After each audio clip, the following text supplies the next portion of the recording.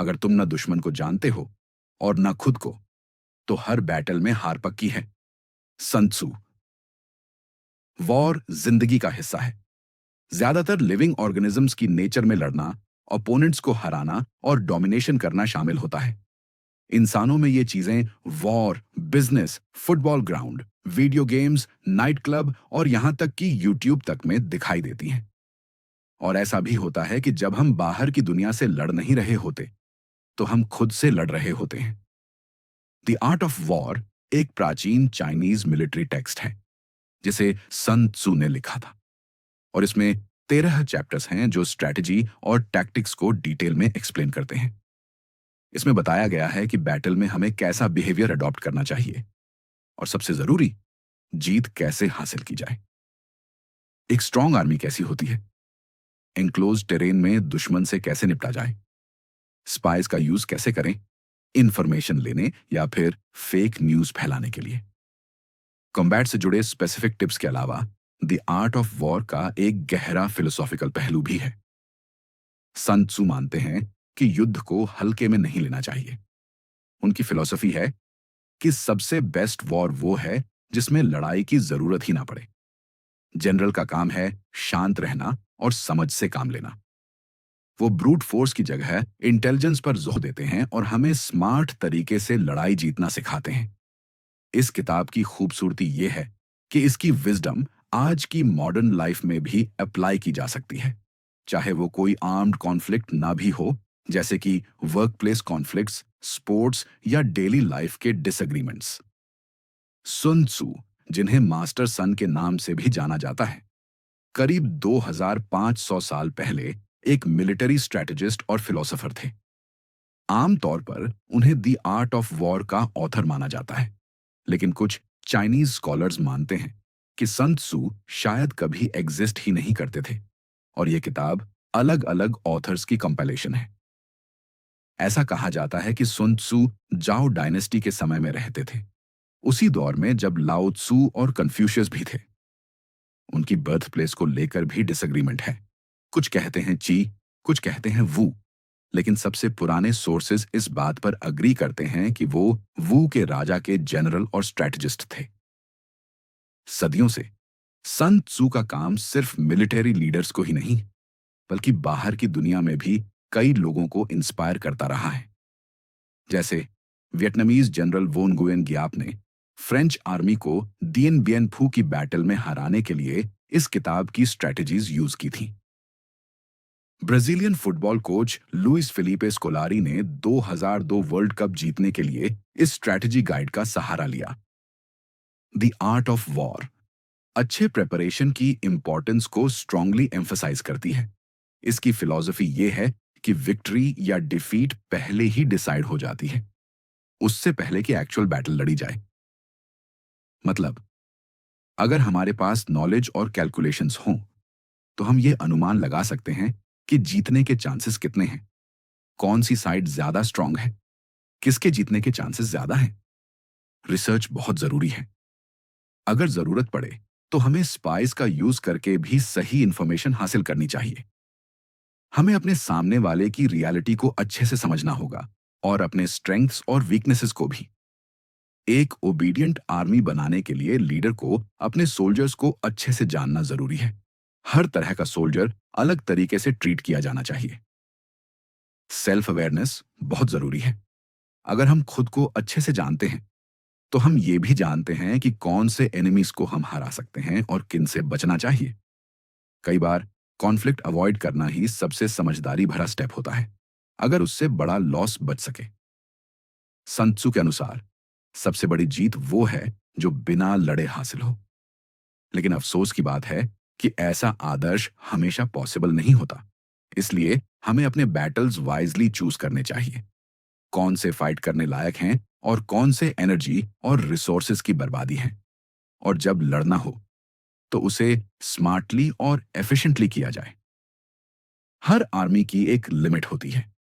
चाहे आर्मी कितनी भी बड़ी क्यों ना हो, इक्विपमेंट, फ्यूल, व्हीकल्स और सोल्जर्स इवेंचुअली खत्म हो सकते हैं। लंबी वॉर्स किसी भी देश और उसकी जनता को एग्जॉस्टेड कर देती हैं। इसलिए सबसे अच्छा तरीका होता है जल्दी स्ट्राइक करो, मिनिमम रिसोर्सेज यूज करके। दुश्मन के शहर और रिसोर्सेज को डिस्ट्रॉय करने से बेहतर है कि उन्हें खुद के लिए यूज किया जाए। एनिमी सोल्जर्स को मारने की जगह अगर उन्हें अपनी आर्मी में मिला लिया जाए तो ज्यादा फायदा होगा। यहां हमें सन त्सू की टाओइस्ट फिलॉसफी दिखती है। वो माइंडलेस डिस्ट्रक्शन के खिलाफ है और इंटेलिजेंट तरीके से वॉर करने की बात करते हैं। सन त्सू कहते हैं, युद्ध में किसी राज्य को इंटैक्ट कर लेना बेहतर है बजाय उसे डिस्ट्रॉय करने के। किसी आर्मी, रेजिमेंट या कंपनी को इंटैक्ट करना बेटर है बजाय उन्हें पूरी तरह से तबाह करने के। अल्टीमेट एक्सेलेंस ये नहीं कि हर लड़ाई जीती जाए, बल्कि ये है कि बिना लड़े ही दुश्मन को हरा दिया जाए। हाईएस्ट फॉर्म ऑफ वॉर है दुश्मन की स्ट्रैटेजी को अटैक करना, फिर अलायंसेस को, फिर आर्मीज को, और सबसे आखिरी में सिटीज को। Siege warfare should be last resort. War में विक्ट्री एक कैलकुलेशन है, मेजरमेंट, एस्टिमेशन और कंपैरिजन। अगर जीत पक्की लगती है तो लड़ो, अगर हार तय है तो मत लड़ो। और अगर लड़ाई चूज की जाए तो प्रॉपर नॉलेज होनी चाहिए, कौन सी स्ट्रैटेजी सही रहेगी। उदाहरण के लिए, जब हम दुश्मन से कहीं ज्यादा हों तो उन्हें चारों तरफ से घेर लेना चाहिए, लेकिन अगर हम कम हों तो छिपना बेहतर है। गेरिला वॉरफेयर, जैसे तालिबान ने अफगानिस्तान में किया, यही टेक्निक थी। वो सिविलियंस में छिप गए, टनल्स का यूज किया, प्रोपागेंडा फैलाया और अपने रैंक्स में यूनिटी रखी। अगर वो सीधे लड़ते तो हार पक्की थी, लेकिन हिट एंड रन टेक्निक से उन्होंने खुद को साबित किया। एक और स्मार्ट तरीका है डिसेप्शन का आर्ट। जब सक्षम हो तो अक्षम दिखो, जब ट्रूप्स डिप्लॉय करो तो ऐसा लगाओ जैसे कुछ हुआ ही नहीं, जब पास हो तो दूर दिखो, जब दूर हो तो पास दिखो। एक एग्जाम्पल है इराकी इंफॉर्मेशन मिनिस्टर मोहम्मद सईद अल शाहफ। उन्होंने वर्ल्ड को यही दिखाने की कोशिश की कि सब कुछ कंट्रोल में है और उनकी फोर्सेस जीत रही हैं। हो सकता है उन्होंने द आर्ट ऑफ वॉर पढ़ा हो, लेकिन उनके ब्लफ ज्यादा इफेक्टिव नहीं रहे। वॉर में सक्सेस के लिए अडेप्टिव होना जरूरी है।